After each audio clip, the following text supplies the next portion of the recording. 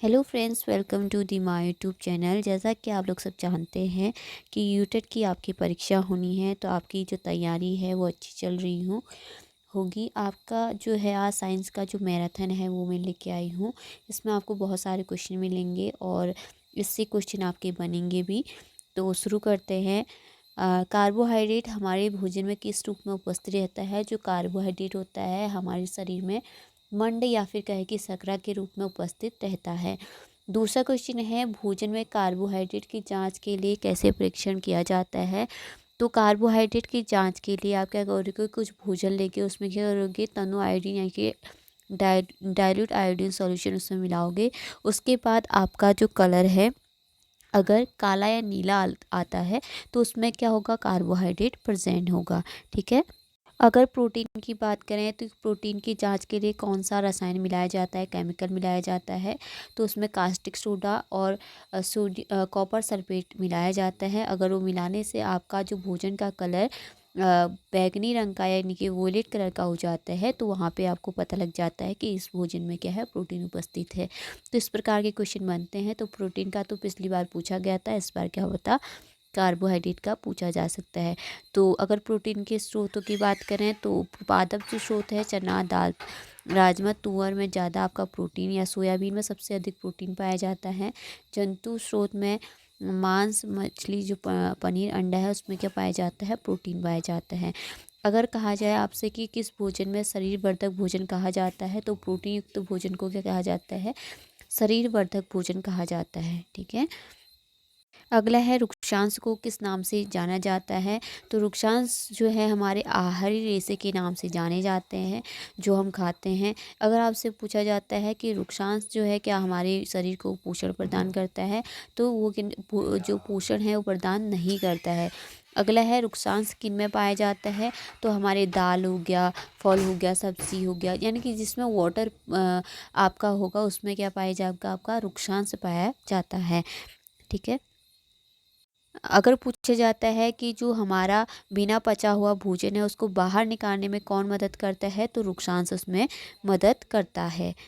जो कुछ क्वेश्चन है वो है कोशिका से। तो कोशिका की खोज किसके द्वारा की गई? तो कोशिका की खोज की गई रॉबर्ट हुक के द्वारा की गई। तो कोशिका की जो क्रियात्मक इकाई है, यानी कि 3 कार्यात्मक क्षेत्र कौन कौन से हैं? वो हैं आपके कोशिका झिल्ली, कोशिका द्रव और केंद्रक। ठीक है। अगला क्वेश्चन है आपका, सबसे बड़ी कोशिका का आकार कितना होता है जिसे हम आंखों से देख सकते हैं? तो सबसे बड़ी कोशिका का जो आकार होता है 170 का होता है। अगला क्वेश्चन है, केंद्रक द्रव क्या है? तो जो केंद्रक द्रव है आपका केंद्रक में पाए जाने वाला द्रव है। अगला क्वेश्चन है, कोशिका के कार्यों को कौन नियंत्रित करता है? तो कोशिका के जो कार्य है उनको केंद्रक द्वारा नियंत्रित किया जाता है। अगला क्वेश्चन है, यूकैरियोट्स और प्रोकैरियोट्स में अंतर लिखिए। तो ये क्वेश्चन बनते हैं। तो अंतर क्या है कि जो यूकैरियोट्स है इन जीवों में कोशिकाओं में केंद्रक स्पष्ट रूप से होते हैं और जो केंद्रक झिल्ली है वो भी उपस्थित रहती है। जैसे आपका उदाहरण हो गया प्याज के छिलके।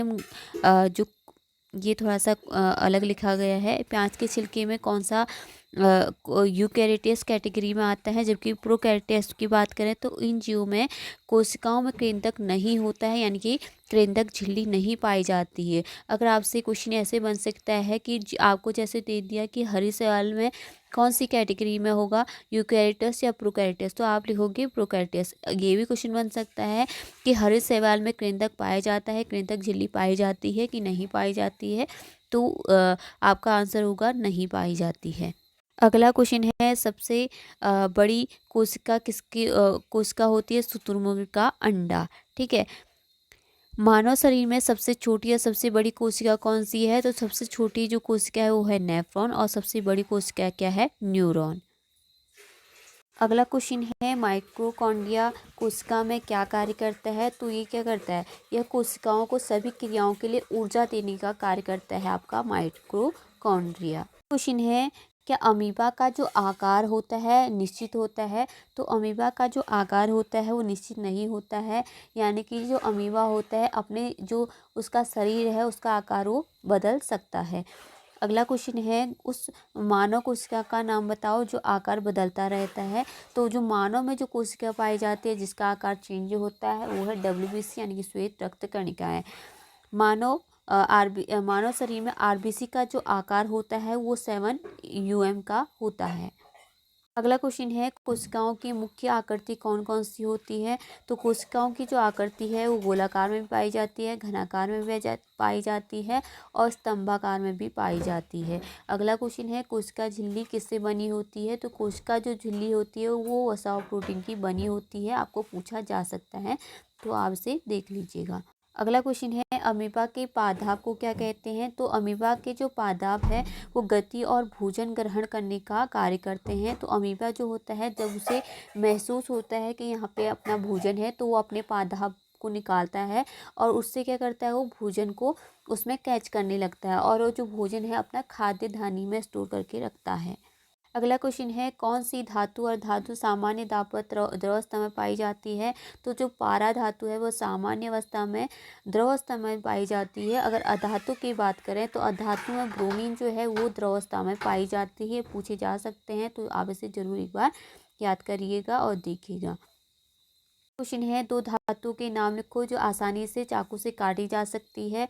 तो सोडियम और पोटेशियम ऐसी दो धातुएं हैं जो आसानी से चाकू से कट जाती है, तो इसे भी आप थोड़ा सा ध्यान रखिएगा कि धातु नॉर्मली क्या होती है, हार्ड होती है, कठोर होती है। तो सोडियम और पोटेशियम किस कैटेगरी में आती है, धातु की कैटेगरी में आती है, लेकिन ये सॉफ्ट होती है, इतनी सॉफ्ट होती है कि इसको चाकू से काट सकते हैं।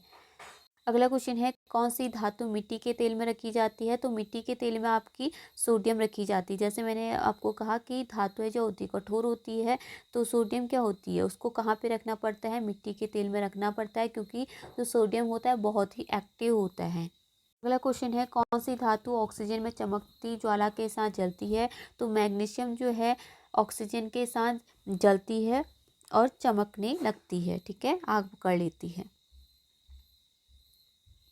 अगला क्वेश्चन है कौन सी दो धातुएं जो वायु, पानी और अम्लों से क्रिया नहीं करती है, वो है सोडियम और प्लेटिनम। अगला क्वेश्चन है धातु ऑक्साइडों की प्रकृति कैसी होती है। तो धातु जो है ऑक्साइडों की जो प्रकृति है वो कैसी होती है, क्षारीय होती है। अगर अधातुओं की बात करें तो उनकी जो प्रकृति है वो कैसी होती है, अम्लीय होती है। यानी कि क्षारीय होने का मतलब है कि धातु अगर क्षारीय है, धातु ऑक्साइड, तो उसमें लाल लिटमस पेपर कैसा हो जाता है, नीला हो जाता है। तो ये भी आप थोड़ा सा ध्यान रखिएगा। अगला क्वेश्चन है क्या धातु जल से क्रिया करते हैं। तो धातु क्या होते हैं, जल से क्रिया करते हैं, जबकि अधातु जल से क्रिया नहीं करते हैं। अगला क्वेश्चन है धातु अम्लों से अभिक्रिया करने पर कौन सी ध्वनि निकालते हैं। जब धातुएं अम्लों से अभिक्रिया करते हैं तो वहाँ पे पॉप की ध्वनि निकलती है और हाइड्रोजन गैस रिलीज होती है। अगला क्वेश्चन है फास्फोरस कैसा अधातु है। तो जो फास्फोरस है वो क्रियाशील अधातु है, ठीक है।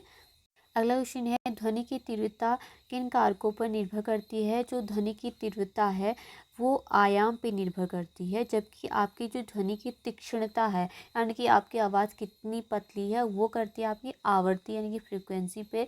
आपकी आवृत्ति जितनी अधिक होगी, आपकी आवाज़ की फ्रिक्वेंसी जितनी अधिक होगी, आपकी जो आवाज़ होगी उतनी ही तीक्ष्ण यानी कि पतली होगी, ठीक है। अगला क्वेश्चन है नींबू और संतरे में कौन सा अम्ल पाया जाता है। तो नींबू और संतरे में साइट्रिक अम्ल पाया जाता है, पूछा जा सकता है। इमली व अंगूर में कौन सा कार्बनिक अम्ल पाया जाता है। तो उसमें टार्ट्रिक अम्ल पाया जाता है। अगला क्वेश्चन है सेब में कौन सा कार्बनिक अम्ल पाया जाता है। तो उसमें मैलिक अम्ल पाया जाता है। अगला क्वेश्चन है पालक में कौन सा अम्ल पाया जाता है। तो पालक में ऑक्जेलिक अम्ल पाया जाता है। चूने के पानी में कौन सा क्षारक उपस्थित होता है। तो चूने के पानी में कैल्शियम हाइड्रोक्साइड क्षारक उपस्थित होता है। अगला क्वेश्चन है, ये क्वेश्चन पिछली बार बना था। तो दैनिक जीवन में अम्लता पद से छुटकारा पाने के लिए हम किस प्रति अम्ल यानी कि एंटी एसिड एसिड का उपयोग करते हैं। तो दैनिक जीवन में अगर हमको एसिडिटी ज़्यादा होगी तो वहाँ पे हम सोडियम हाइड्रोजन कार्बोनेट का उपयोग करते हैं और दूसरा आपका दूधिया मैग्नीशियम का उपयोग भी करते हैं। तो इसे भी याद रखिए आप, और उसे भी याद रखिए कि दूधिया मैग्नीशियम का उपयोग भी किया जाता है। अगला क्वेश्चन है सबसे सामान्य प्राकृतिक सूचक का नाम लिखिए। तो सामान्य जो प्राकृतिक रूप से पाया जाता है वो होता है लिटमस पेपर। अगला है लिटमस पेपर जो है कहाँ से प्राप्त किया जाता है। तो लाइकेन सैक से प्राप्त किया जाता है। तो लाइकेन से प्राप्त किया जाता है आपका लिटमस पेपर। अगला क्वेश्चन है जो पूछा जा सकता है कि गुड़हल का फूल अम्लीय विलयनों के साथ कैसा रंग देता है। अगर गुड़हल का फूल आपके पास है, अगर उसमें आपने अम्लीय विलयन मिला दिया है तो वो कैसा रंग देगा आपका, गुलाबी और मजेटा रंग देता है। और जबकि स्यार के साथ आपका वो हरा रंग देता है। जैसे मैंने कहा स्यार का रंग गुड़हल कैसा रंग देगा आपका, हरा रंग देगा। अगला क्वेश्चन है स्यारी विलयन में फिलोप्थलीन के साथ कैसा रंग देता है। जब आपका फिलोप्थलीन आपके पास है और उसके साथ आप स्यारी विलयन उसमें मिलाते हैं तो वहाँ पे आपका जो रंग होगा वो कैसा होगा, कलरलेस हो जाता है। सॉरी, कलरलेस नहीं होता, गुलाबी रंग का हो जाता है। जबकि आपके अम्ल के साथ वो कलरलेस हो जाएगा, यानी कोई रंग नहीं देता है आपका। जो अगर फिनोप्थलीन है आपके पास, आप क्षार के साथ मिला रहे हो तो गुलाबी रंग देगा। जबकि अगर आप अम्ल के साथ उसे मिला रहे हो तो उसमें आपका कोई भी रंग नहीं देगा। अगला क्वेश्चन है चींटी के डंक मारने से उत्पन्न पीड़ा को कैसे कम किया जाता है। जो चींटी के डंक में फॉर्मिक अम्ल होता है, जब वो डंक मारती है तो आपको पीड़ा महसूस होती है। अगर उस पीड़ा को कम करने के लिए आप किसका उपयोग कर सकते हैं, कैलामाइन का उपयोग कर सकते हैं। कैलामाइन का मीडियम आप जहाँ पे उसने डंक मारा है वहाँ पे लगा दो तो उसका जो वहाँ पे उदासीन हो जाएगा। क्योंकि जो आपका जो चींटी डंक मारती है तो उसमें फॉर्मिक अम्ल क्या होता है, रिलीज होता है। फॉर्मिक अम्ल से आपको दर्द महसूस होता है। अगर उसमें आप कैलामाइन जो स्यार है उसको मिला देते हो, वहाँ पे वहाँ लगा देते हो तो वहाँ पे आपका जो दर्द है वो कम हो जाता है। अगला क्वेश्चन है जब हम कुछ भोजन लेते हैं तो हमारे भोजन के साथ कुछ जीवाणु, सूक्ष्म जीवाणु हमारे पेट तक पहुँचते हैं तो कौन सा अम्ल जो है वो सूक्ष्म जीवाणु को नष्ट करता है, तो हाइड्रोक्लोरिक अम्ल के द्वारा नष्ट किया जाता है। अगला क्वेश्चन है प्रोटीन को सरल पदार्थों में कौन सा रस विघटित करता है, तो पाचक यानी कि जठर रस क्या करता है, प्रोटीन को सरल पदार्थों में विघटित करता है। जब हम कोई खाना लेते हैं उसमें प्रोटीन उपस्थित है तो हमारी बॉडी में जाके वो किस में टूट जा उसको कौन तोड़ने का कार्य करता है, तो पाचक रस या फिर उसे जठर रस भी कहते हैं, तो वो तोड़ने का कार्य करते हैं। अगला क्वेश्चन है आमाशय का आकार कैसा होता है, तो आमाशय का जो आकार होता है यू आकार का होता है। अगला क्वेश्चन है आहार नाल में सबसे चौड़ा भाग किसका होता है, तो आहार नाल में हमारा सबसे चौड़ा भाग आमाशय का ही होता है। क्वेश्चन है आमाशय किनके बीच में उपस्थित रहता है, तो आमाशय ऊपर से ग्रीष्मिका से जुड़ा रहेगा और नीचे से छोटी आंत से जुड़ा रहता है। अगला क्वेश्चन है आमाशय की जो भित्ति होती है कैसी होती है, मोटी भित्ति वाली थैलीनुमा संरचना होती है आपकी आमाशय की भित्ति। अगला क्वेश्चन है मानव में भोजन के पाचन का क्रम बताइए, तो जो भोजन का पाचन है उसका क्रम सबसे पहले अंतःकरण होता है, फिर उस भोजन का पाचन होता है, भोजन के पाचन के बाद अवशोषण होता है, फिर स्वांगीकरण और फिर निष्कासन होता है। ये आपका क्रम होता है। अगला क्वेश्चन है पाचन तंत्र का निर्माण किससे होता है, तो पाचन तंत्र में यानी कि जो हमारा पूरा पाचन तंत्र है उसमें कौन कौन से जो पार्ट है वो आपके भाग लेते हैं, तो मुंह गुहिका होगी, सबसे पहले आपके मुंह हो गया, उसके बाद ग्रसिका हो गया, ग्रसिका फिर आमाशय से जुड़ी रहेगी, आमाशय से शुद्रांश से जुड़ा रहेगा, शुद्रांश वृदांश से जुड़ा रहेगा और वृदांत गुदा से जुड़ा रहता है। यानी कि पूरा ही क्रम आपसे पूछा जाए तो इसी प्रकार का वहाँ पे क्रम रहता है। अगला क्वेश्चन है छोटी आंत जो है कितने मीटर लंबी होती है, जो छोटी आंत होती है आपकी 7.5 मीटर लंबी होती है। क्वेश्चन पूछा जाता है छोटी आंत की लंबाई ज़्यादा होती है अपेक्षा बड़ी आंत की अपेक्षा, ठीक है। अगला क्वेश्चन है जो पिछली बार पूछा गया है कि पीत रस किसके पाचन में सहायक होता है, तो पीत जो रस है आपका वसा के पाचन में सहायक होता है। अगला क्वेश्चन है कार्बोहाइड्रेट एवं प्रोटीन को किस रस के द्वारा सरल पदार्थों में परिवर्तित किया जाता है, तो कार्बोहाइड्रेट और प्रोटीन को सरल पदार्थों में अग्नाशयी रस परिवर्तित करता है। अगला क्वेश्चन है कार्बोहाइड्रेट पाचन में किस में परिवर्तित हो जाता है। अगर कार्बोहाइड्रेट आप ले रहे हो तो वो किस में परिवर्तित होगा, हमारी बॉडी में जाने के बाद विघटन के बाद वो ग्लूकोज में चेंज हो जाता है, पूछा जा सकता है, इम्पोर्टेंट रहेगा। अब है कि जो वसा हमारी बॉडी में जाता है तो उसके बाद वो टूटने के बाद किस में चेंज हो जाता है, तो ग्लिसरॉल में हो जाता है। कार्बोहाइड्रेट ग्लूकोज में होगा, वसा आपका ग्लिसरॉल में होगा। अगर प्रोटीन की बात करें तो प्रोटीन हमारी बॉडी में जाने के बाद अमीनो अम्ल में चेंज हो जाता है। अगला क्वेश्चन है अमीबा अपना भोजन का पाचन कहाँ करता है, तो खाद्य धानी में करता है। अगला क्वेश्चन है स्टारफिश किस जंतु का आहार करती है, तो ये क्वेश्चन पहले भी पूछा गया है, तो स्टारफिश जो है कैल्शियम कार्बोनेट के कठोर कवच वाले जंतुओं का आहार करती है।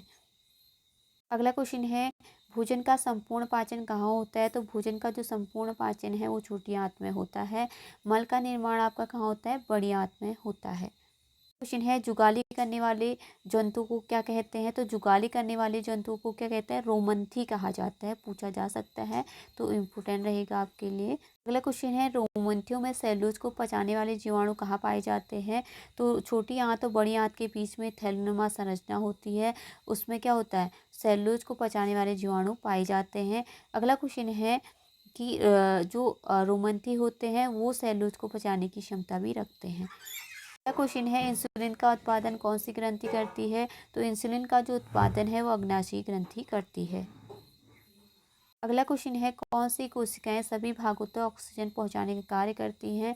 जो लाल रक्त कोशिकाएं होती है वो हमारे ऑक्सीजन जो हम लेते हैं उसको विभिन्न जो हमारे भाग है बॉडी के उनमें पहुंचाने का कार्य करती है। जबकि जो हमारे श्वेत रक्त कणिकाएँ होती है वो हमारी बीमारियों से हमारे बचाने का कार्य करती है। लाल रक्त कणिका का कार्य क्या है कि हमारे ऑक्सीजन को विभिन्न भागों तक पहुंचाना, जबकि श्वेत रक्त कणिकाओं का कार्य है कि हमारा जो बीमारी हमको जीवाणु हमारे पहुंच गए हैं उनको नष्ट करना, यानी कि बीमारियों से बचाना। जिन्हें रक्त के थक्का बनने में कौन सहायक होता है? तो रक्त के थक्के को बनने में आपका पट्टिकाणु सहायता करते हैं।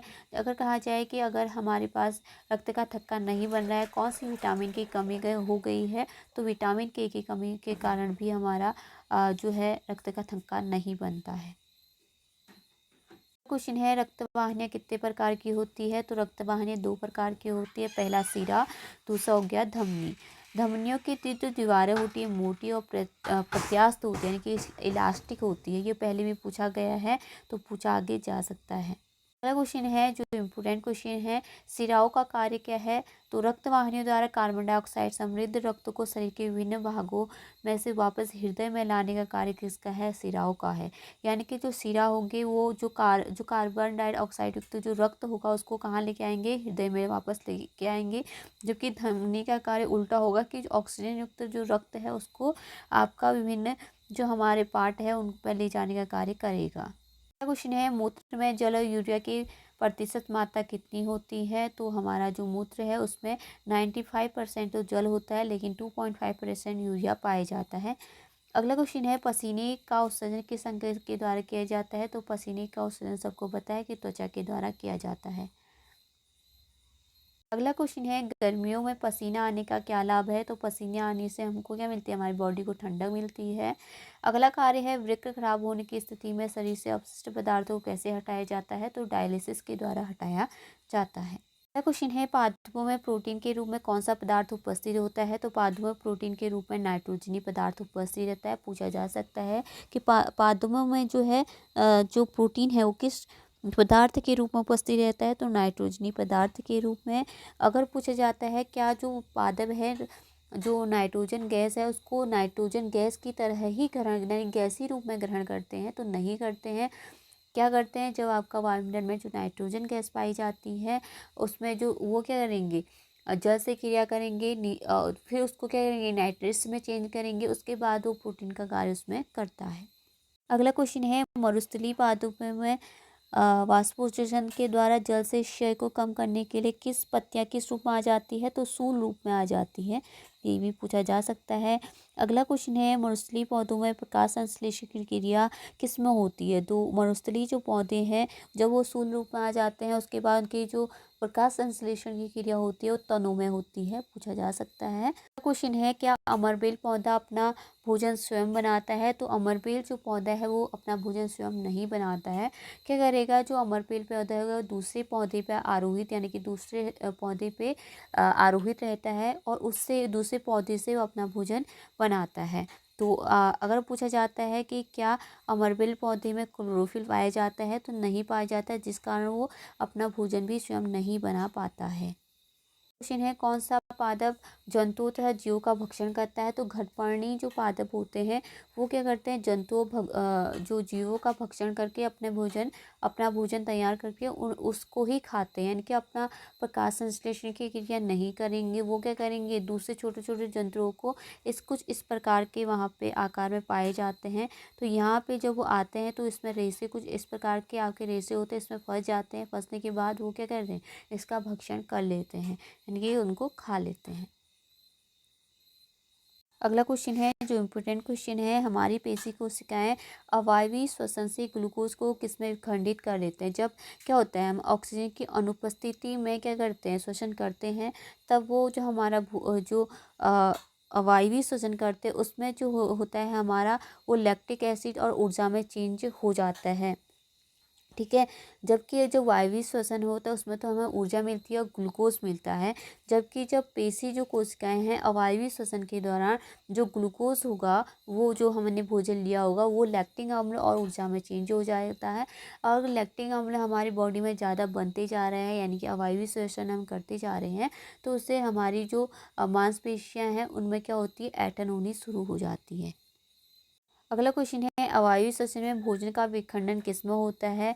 यानी कि ये बात कर रहा है अभी यीस्ट की। पहले जो बात की थी मैंने, वो मानव यानी कि ह्यूमन बीइंग की थी कि अवायवीय श्वसन करेगा तो लैक्टिक अम्ल में चेंज हो जाता है, ऊर्जा में चेंज हो जाता है। जबकि जो यीस्ट होता है वो भी अवायवीय श्वसन करता है। जब वो अवायवीय श्वसन करता है तो अल्कोहल और कार्बन डाइऑक्साइड में वो चेंज हो जाता है। तो आई होप कि आपको ये वीडियो पसंद आएगी। वीडियो पसंद आई है तो प्लीज़ लाइक करें, शेयर करें और सब्सक्राइब करें। और best of luck for your exam. Thank you so much.